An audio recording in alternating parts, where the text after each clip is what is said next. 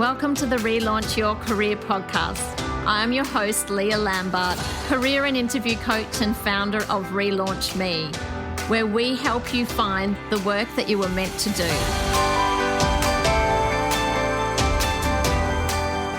Welcome to episode 34 of the Relaunch Your Career podcast. It's great to have you back. Today, I am very excited to have Nicole Tj join me on the show. Nicole and her partner Thomas Lowe are co-founders of Melbourne startup Travis, which has been referred to as the Pinterest of travel apps. Nicole is responsible for leading the strategic development, the marketing and partnership creation within the Australian travel and tourism industry. Prior to this, Nicole spent 5 years as a strategy and innovation consultant at Deloitte Digital, where she worked with Australia's largest organisations on developing new digital business experiences and teams with a strong focus on human-centred design. Nicole also holds a Master of Management with a major in marketing and a Bachelor of Music from the University of Melbourne. Great to have you on the show today, Nicole. Thank you for having me on the show, Leah. Did I get all of that right? Yes, you definitely did. Good. Well, look, I know, Nicole, that you have listened to a couple of our episodes, so you probably know that I like to start right back at the beginning after school. And you, as you mentioned before to me, you have had quite an unconventional career, which actually started with studying a Bachelor of Music at the University of Melbourne. Can you tell us how that all started? Definitely. So it's a journey that's invited a lot of intrigue, I think, or confusion. I mean, growing up, my life was very much centered around piano. I've been playing the piano since I was about 4. And it's a passion of mine. It's something that, in high school, I decided that, it was the path that I wanted to go down. And so at university, I did spend 4 years actually on a solo piano, actually, focusing on my music then. It was a whole different world. My life truly revolved around, my practice and honing my technical ability and performance, not just in solo piano, but also playing in chamber music, so piano trio or piano duos. And that's what I love. Music is a big part of my life. And so that was a 4-year degree at Melbourne Uni.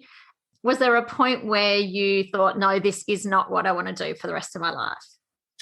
Not exactly. And I think, the transition between music and something else was actually a very drawn out decision as well over time. It was probably a mixture of, okay, this is something that I love and I want to keep continuing for the rest of my life, but also at some point a realization of, hey, what else is there? What else can I be learning or doing in the world? And interestingly, I kind of got really interested I was always interested in psychology and marketing. And through my university, I was actually doing what we call breadth subjects and a few marketing subjects. I was very curious about how brands kind of positioned themselves and kind of the visual brand and marketing and how they communicated with consumers. So in my final year of music, I was actually dabbling in a bit of a fashion blog, which incidentally I also did with Tom, who's my partner.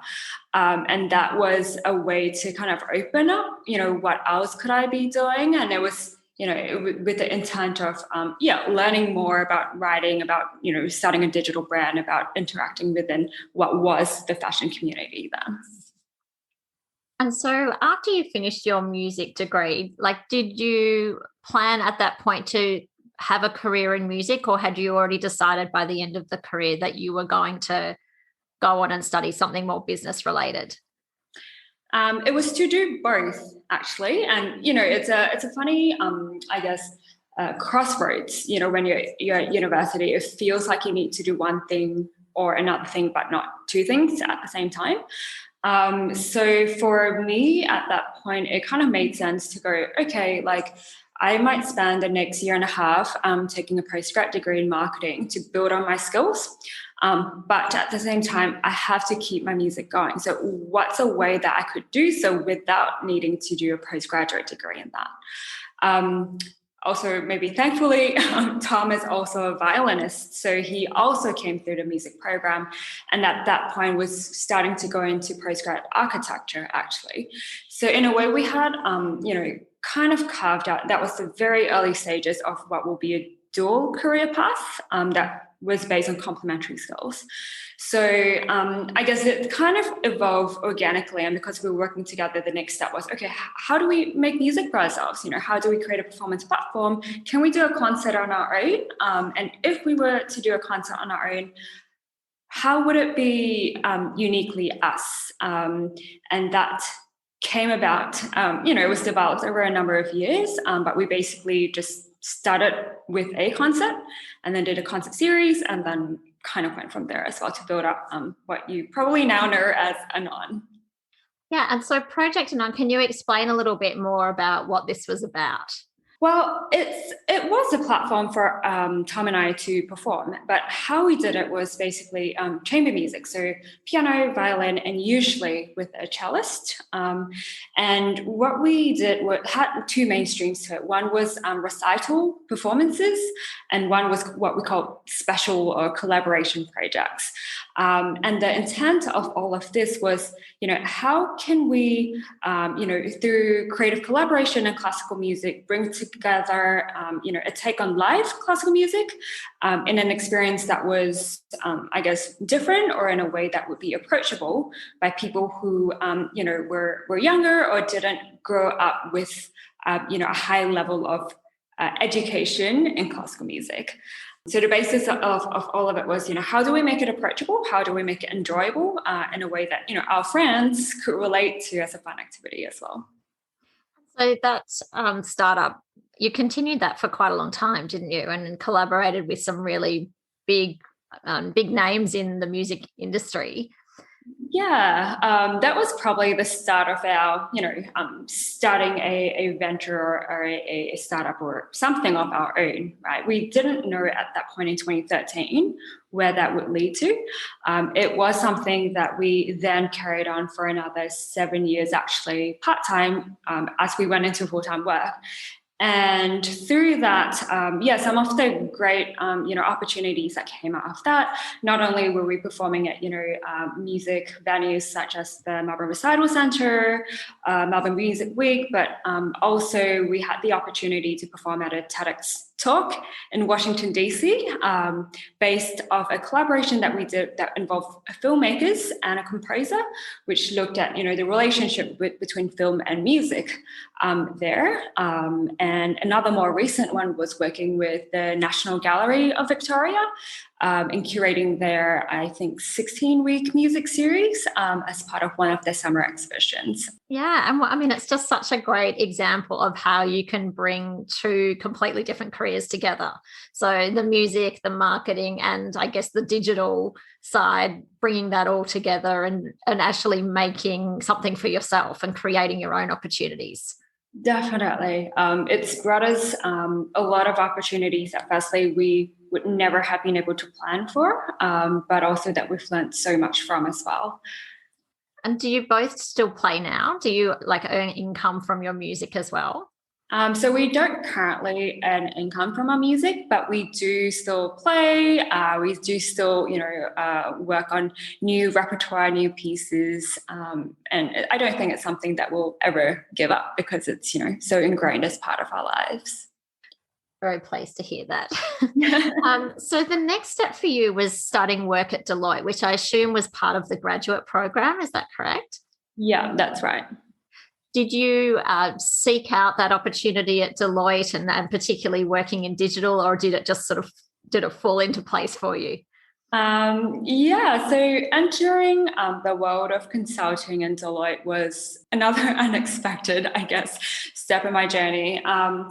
I guess the transition was, me, as I mentioned, really coming from a marketing standpoint. And, at that point, it was probably, 2014, 2015. It was kind of in the earlier days of digital marketing as well.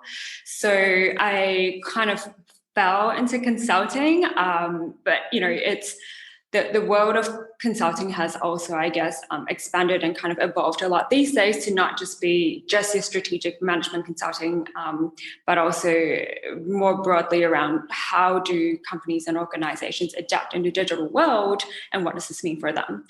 A huge emphasis was therefore on the customer experience, which, in its infancy had a strong relationship back to understanding the consumer psychology and marketing as a way into that.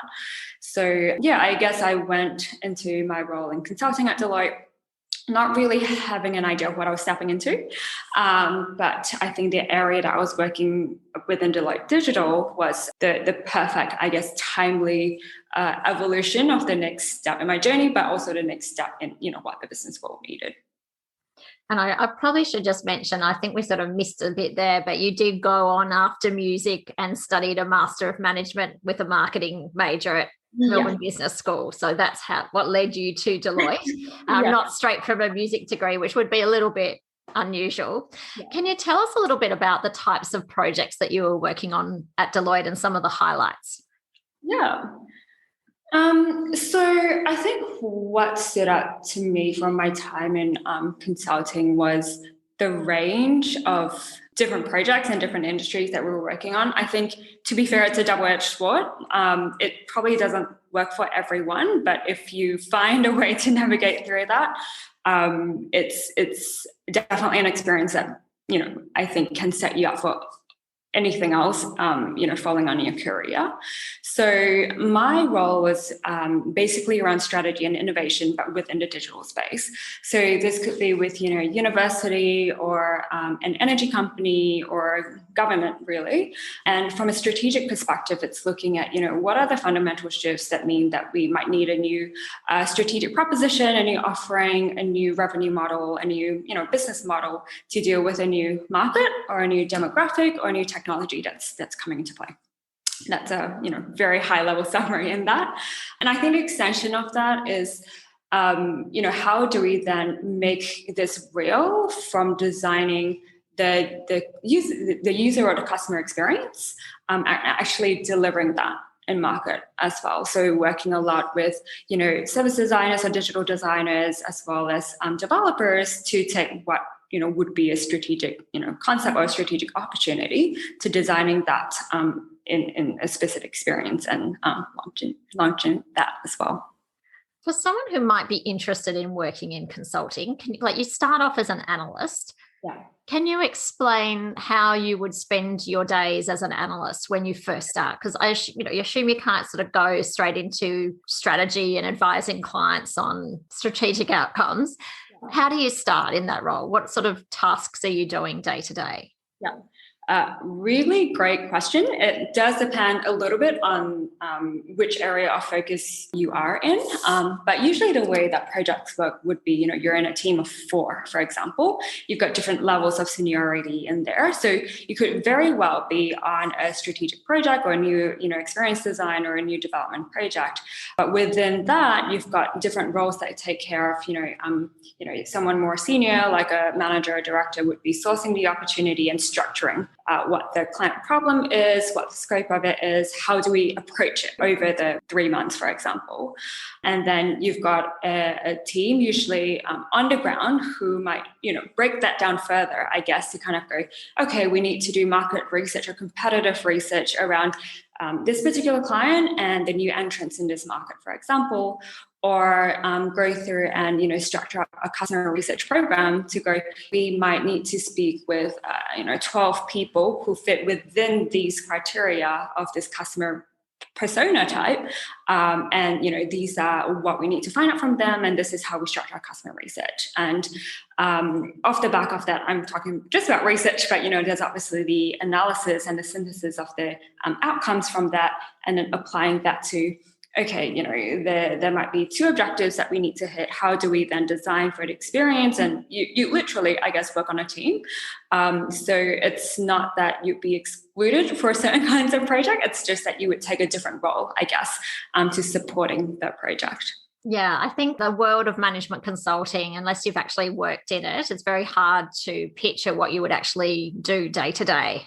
Completely. And I guess it's different for every project as well. To some extent, yes. But I guess what I mean is that there are frameworks to, working on certain things. So it's not that you're creating an approach for every project that you're doing, but, whether it's a, design project or a, capability focused project, you'd have different frameworks to that. And I think that what consulting projects require of you is to understand and get up to speed about a certain industry or a certain client space as quickly as possible, so that you can tailor that way of working or that approach to that context. So end of 2019, you made the decision to leave Deloitte.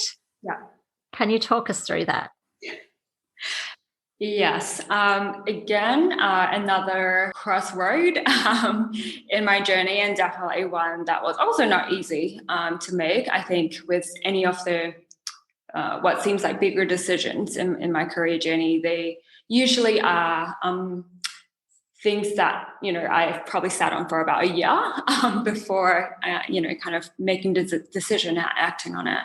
So at that point, I had been working, to be fair, the concept of Travis was identified way before I left my job at Deloitte. And that was definitely what played obviously into that decision.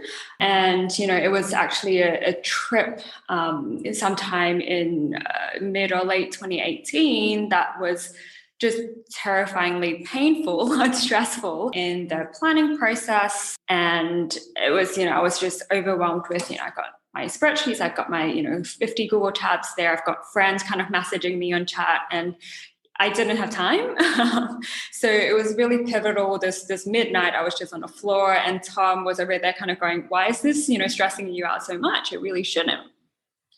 So that was really the catalyst, really, for that kind of awareness around the problem. We didn't dive into it straight away, obviously, but that just sparked our interest. We became hyper aware of everything across the customer experience throughout the traveler journey. We started talking to friends a lot more about it. We were just curious to kind of go, is there anything else out there? Are we missing anything? Do other people feel the same way, or is it just us, So I think through that, the 2019 year, it was a lot of this, I guess, informal kind of like research, design. We tried prototyping a little bit before kind of getting to the point later in 2019 where we went, okay, I think it's time, if we don't, take this opportunity to spend time on it right now, firstly, it's never going to take off. We never will give it the opportunity to take off. And secondly, I don't know if we would find another time in our, I guess, life stage to also take a risk like that. So after many, many months, that was the decision that we made at that point. Okay. And so did you had you saved up so that you had some savings put away to allow you to work on Travis full time until you got some funding or investments? How did that work? Yeah, definitely. I think obviously the biggest, I guess, barrier and scare, I guess, mentally you have to get across from going from a larger company role or a stable role anyway to start up being bootstrapped with your own money is that you have to be ready and comfortable for that. And it's not a decision. I mean, that was something that we weren't ready in month one of thinking about the concept. But the more we worked on it and the more we considered the risks and the opportunities and what it meant for us in our next step of our careers as well, I guess we, looked at our savings and, did a little bit of projections around it and spoke with people around it until we got to the point of going, okay, we think we've planned enough. We understand as much as we can around what the next step of the journey was going to look like if we did take this step. And all that's left was to take the step. So COVID hit March 2020. Had you planned to launch Travis earlier than that? Did that hold? How did that, obviously, your whole app is around travel. Absolutely. How did that impact you with your startup? It's a good question. So it was definitely a really frightening time, especially early days and the pandemic and the lockdown when it was new to the world and the world didn't know what was happening. We, as Travis, we actually hired our CTO, and our CTO came on board in April of 2020, so last year. And initially, Travis was all around laser focused on making just the planning experience more integrated and kind of aggregated for all travelers. And that was what we were working towards. Obviously, when the pandemic hit, we were like, okay, maybe we can't focus first on planning because no one's traveling, and planning is directly correlated with the activity of traveling. But ultimately, the longer term vision is not to focus on just planning. It's to go, okay, planning is one broken link of the entire traveler journey, which is a complex journey and not really a linear journey as well.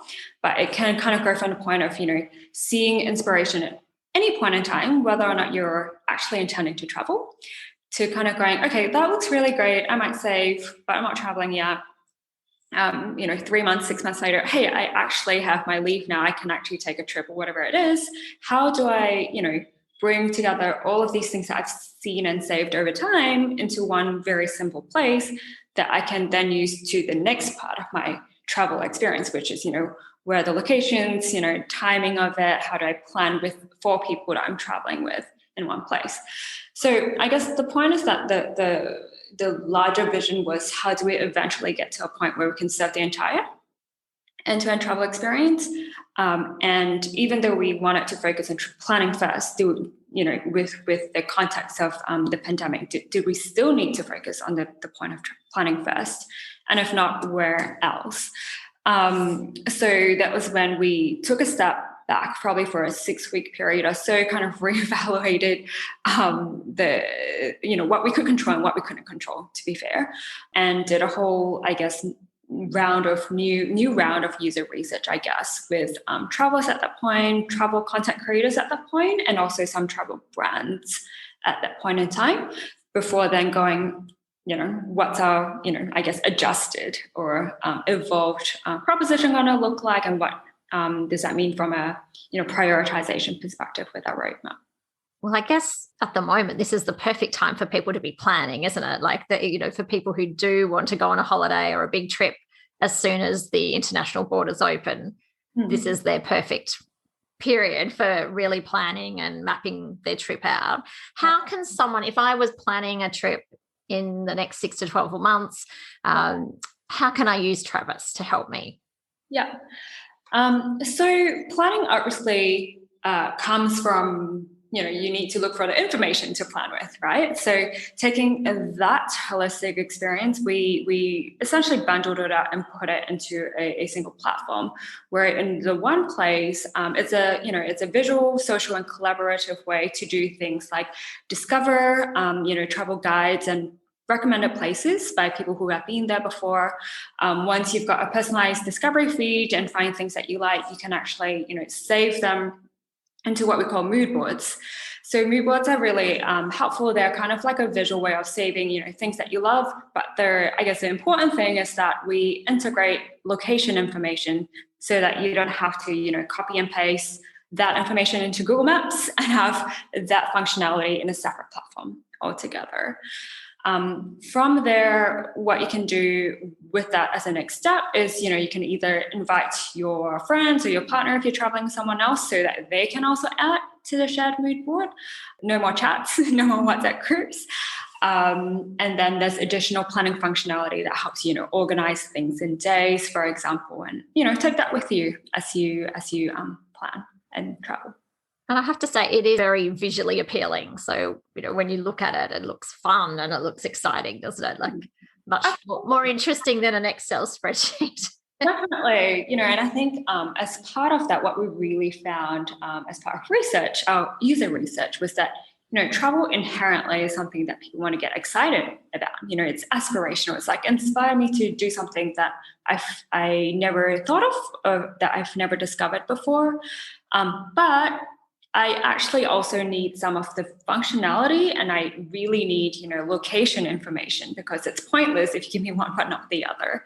So we've kind of brought that together. And the one of the quotes, I guess, that really stood out to me in our research was people going, I love traveling, but travel planning and my spreadsheets just make it, feel too much like work. Why does it feel like work? Yeah, totally agree. I'm not a natural planner, so I've never really enjoyed planning holidays either. Hopefully I will now. So I understand that you're at seed stage with this. Can you explain to us what that means for someone who doesn't understand this sort of startup language? Yeah. So you're right. So in the startup world, I guess startups are characterized by, either the funding stage or maturity of product, from pre-seed to seed to series A, B, C, and so on. What this basically means is, in the pre-seed stage, it's more about initial, market research, identification of the problem, validating that the problem exists and who that exists in. You might be doing initial designs and testing of those prototypes there. In the seed stage, which is where we are at the moment, and there's also usually a window of time in here as a phase. It usually means that you have at least an early version of your product or your offering in market. You're growing the number of people using it so that you are able to get proof of fit between the product and the market that you're aiming for as well. And then it essentially grows from there. So did you learn some of this sort of methodology at Deloitte, or is it something that you have just worked out as you've got along? So I guess there are two parts to this. I think a startup terminology and, just understanding the different phases of a startup and what that, might look like operationally, I guess also within a startup has been mostly learned while working on Travis in the last year and a bit. Whereas a lot of the, I guess, know-how, if you would, around how do you essentially take a problem that you've identified and start kind of breaking that down to, which are the core pain points, to, which user personas are we targeting and kind of designing for, to actually the design and the prototyping process and all of that. That would be transferable knowledge based from my time at Deloitte. What transferable skills do you feel that you have used in your startup from your time at Deloitte? Yeah. I like to look at it as, I guess, hard skills and almost like mindset skills, if that makes sense. So from a skill perspective, definitely being able to identify a problem, break that down, take a very human-centered, customer-led lens of breaking down the problem that the user faces. How do we conduct user research and interviews so that we can validate that? Designing that, so whether that's through literally UX and UI designs on a screen, or whether that's through different basically experiments to test the demand and the need really of a certain proposition, to then kind of going, okay, we want it to work and look and feel in a certain way. Can that actually be turned into something that can be built from a technical perspective? Is it feasible? Is it viable? How long does it take? That's the type of, I guess, skills that I've learned through different projects at Deloitte, and now am implementing it within Travis. From a mindset perspective, I think one of the biggest things that's transferable in a slightly different way is being somewhat comfortable with ambiguity and being able to adapt and operate in a way that you need based on the context in front of you, to kind of take the mindset of, okay, I might not have done this exactly in this way before, but I've got two related experiences that I can turn into a way that I think I have a path of figuring out. And do you need to call on like other resources? Do you need to bring in freelancers from time to time? I assume there's certain times where you just don't have the skills to do what needs to be done. How do you manage that, I guess, when you don't perhaps have a huge budget to be spending cash everywhere? Yeah. Well, I think the first thing would be that the team has to be resourceful and willing to stretch across more than a defined role. I think that's the biggest difference in startup, whether you're the founder or just as part of this founding team, which is equally as important.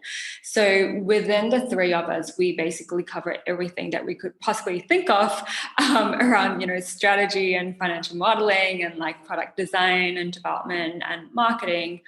Where we have needed and where we've needed, extra advice or capabilities in there, I guess two ways. One, if we do actually need someone on the ground to execute it because we haven't had the first-hand expertise of doing so, we have been working with someone who's worked with us on SEO and a bit of digital marketing, so optimizing social media ads as well. So that's one way. And I think the other, side of it would be finding either advisors or people who have done it before to learn from their experience, their approach, their outcomes, and kind of evaluating at that point, is that something that we could then learn on the go and do it ourselves? Or would it be a lot more efficient and effective to hire someone who's specialized in the area based on the budget that we have?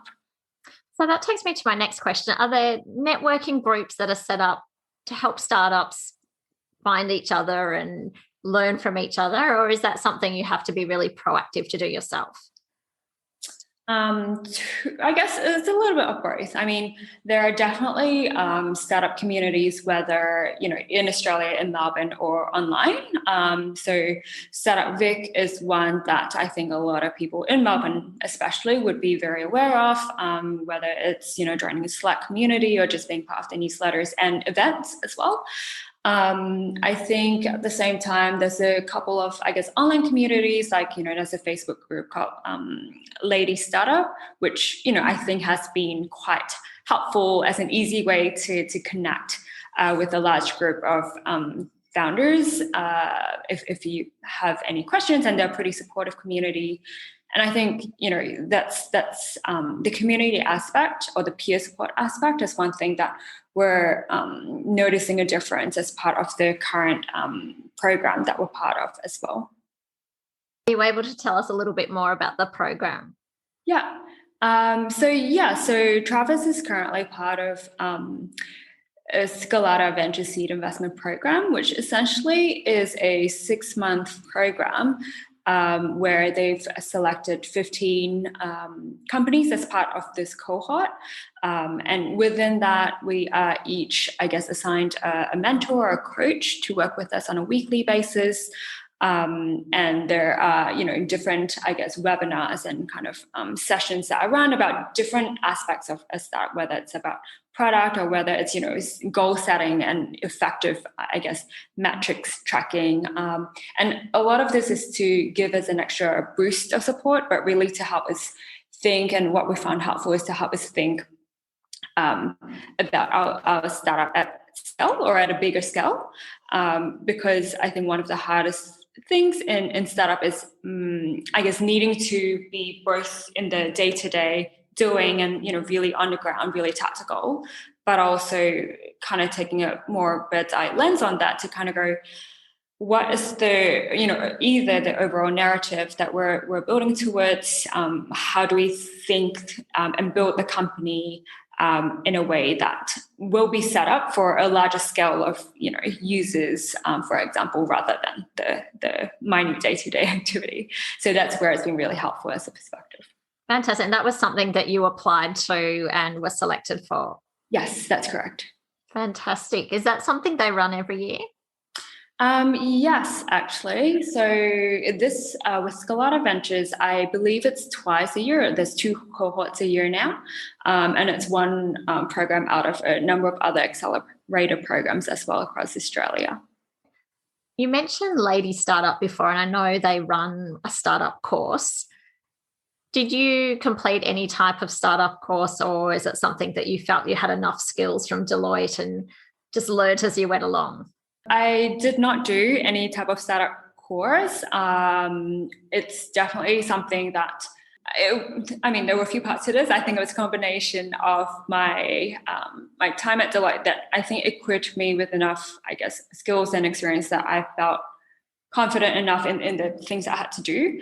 But I think also taking the step and building Travis with Tom, my partner, is also a huge factor in us being able to work through a lot of the challenges and navigating a lot of the unknowns in the space as well. I think where, people might want either a taster or a broad brush kind of, understanding of, different aspects of startup, I think some of these courses might help. And the other thing I would say there is we also do look out for a lot of either, podcasts or like YouTube videos about, very specific aspects of startup knowledge that we might need as well. So it's been a learning process, but a lot of, I think, proactive kind of searching for information as well. Are there any great startup podcasts that you would recommend? Yes. One would be How I Built This by Guy Raz. I think for Tom and I, we listen to it because it's got such a range of companies, whether it's, a tech startup, like Squarespace, for example, to Starbucks, for example, to, newer companies as well, whether it's a food business or something else. And we find it immensely sort of reassuring, I guess, to learn from, some of the starting stories as well and some of the challenges and how they navigated through the world of startup when it can be a world that people perceive you to be crazy to want to do something like that. Nicole, what advice would you have for any of our listeners who might be thinking about starting something on their own or perhaps joining a new startup? I think there are a couple ways of thinking about this. I think if it's someone who's looking to start something, the best way of doing so, I think, would be doing it as a side hustle or making it happen or starting to at least try it for a period of time first before making that your main thing. I think there's a lot to be learned through trying it out as a side hustle first. I think it takes away, to be fair, some of the pressure as well and gives you a length of time to kind of figure out, is this something that I want to put more time in? I think from someone who wants to, experience life in a startup, I guess, and be part of a founding team, to be fair, I think a lot of people who want to join startup teams are also people who look for side hustles themselves, because it's always a way of looking at, how can I bring a new perspective to something in the world? So I think having that, I guess, firsthand experience and mindset is really important. In terms of, there are a couple of things that you could do in that sense by being aware of the startups in whichever area that you are in.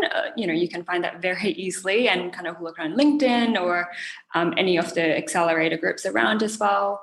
Find some of these communities, join some of these networking events, just to get a sense of it, whether you act on it now or 3 months later. I think that's something else that you can do as well. So yeah, I guess those would be a couple of my suggestions. Great, thank you. And I'll put some of those links that you've mentioned in the show notes. Nicole, thank you for joining me today. It's been an absolute pleasure. How can people find out more about Travis if they're keen to check it out? Definitely. Travis, our website is at www.travis.co, not .com, so it's .co. Essentially, we are taking essentially signups to the waitlist right now, but also if you have listeners who are really interested, we might offer a special invite link so that you're able to get immediate access and try out the platform without having to, I guess, wait on the wait list as well. Oh, that sounds very cool. So we might be able to put that in the show notes as well, maybe? Absolutely. Oh, thank you. Look, I wish you and Thomas all the best with Travis. I can't wait to hear what happens next with this amazing app. And really appreciate you giving your time today and sharing your rather unique career story. Thank you very much for having me on today, Leah. All the best, Nicole. Thank you. I hope you enjoyed this episode of Relaunch Your Career. If you did, please subscribe, share with your friends, leave a review, or connect with us on social media at Relaunch Me Career Consulting. If you have any questions about the episode or the work that we do, then contact us via the website relaunchme.com.au. Thanks for listening. Have a great day.